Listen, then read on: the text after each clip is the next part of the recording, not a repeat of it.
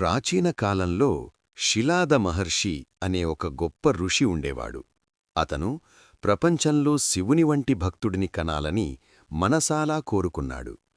తన తపస్సుతో శివను సంతోషపరిచి తనకొక అసాధారణమైన శివునికే అంకితమైన పుత్రుడినివ్వమని కోరాడు. శివుడు ఆ వరమిచ్చి క్షీరసాగరంలో తపస్సు చేస్తున్న శిలాదుడు పక్కన ప్రకాశవంతమైన ఒక శిశువు ప్రత్యక్షమయ్యాడు. ఆ శిశువే నంది. అతను చిన్నప్పటినుండే శివభక్తి, ధైర్యం, శుద్ధమైన హృదయం కలిగినవాడు.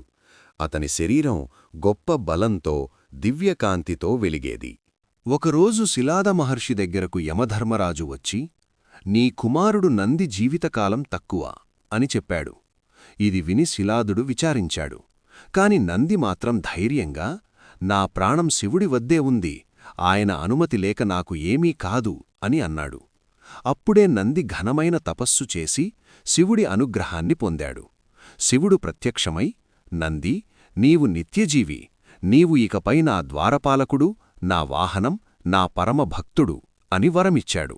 శివుడితో కలిసి కైలాసకు చేరిన నంది అక్కడి నుండి శివుని ప్రతీకార్యంలో భాగమయ్యాడు.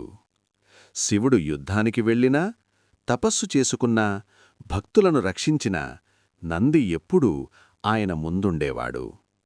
శివుడి వాహనంగా నంది ఒక ధర్మసింహాసనంలాంటివాడు. ధైర్యానికి, నిజాయితీకి ప్రతీక. నంది శివునికి ద్వారపాలకుడు. నంది కైలాస ద్వారం వద్ద నిలబడి, ఎవరు శివుణ్ణి దర్శించాలి, ఎవరు విశ్వాసంతో వచ్చారు, ఎవరి మనస్సు శుద్ధిగా ఉంది అని నిర్ణయించేవాడు. అందువల్లే నేడుకూడా శివాలయాల్లో శివలింగం చూడటానికి ముందు నందికి నమస్కారం చేస్తారు. నంది శివుని అత్యంత ప్రియశిష్యుడు. నంది కేవలం వాహనం లేదా ద్వారపాలకుడు మాత్రమే కాదు, అతను శివుని ధర్మజ్ఞుడు, శివతత్వం గ్రహించిన మహాయోగి. చెబుతారు, శివుని దగ్గర అతి ముఖ్యమైన స్థానం గనక ఏదైనా ఉంటే అది నందికే.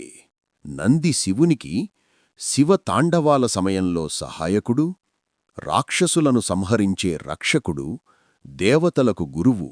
నందీశ్వర తత్వాలు భక్తులకు దేవుని దారి చూపే మార్గదర్శి అయ్యాడు.